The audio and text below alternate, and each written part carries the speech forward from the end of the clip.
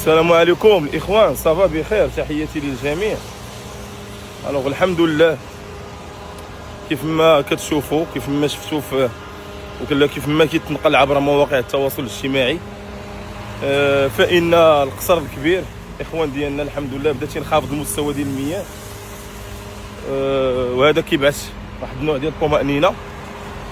شفتوا البارح كيفاش السلطات ديال الوقايه المدنيه عزوا الاسطول ديالهم من قوارب، من الفيكتيف، من الناس. تحيه للفاعلين الجمعويين حتى هما، تحيه للناس ديال الهلال الاحمر، تحيه للسلطات كاملين، تحيه لخدام الدوله على هذا التضامن ديالهم. دونك رغم انخفاض المستوى المنسوب ديال المياه في القصر الكبير، الا وانه خاص ضروري تبقى درجه الاحتراز مرتفعه، لانه على ما شفت غتقدر تكون اضطرابات جويه في ذوك المناطق. داكشي علاش كنتمناو تبقى الدرجه ديال الاحتراز مرتفعه، والله يحفظهم والله يكون مع الناس الاخوان ديالنا ان شاء الله. تحياتي لهم.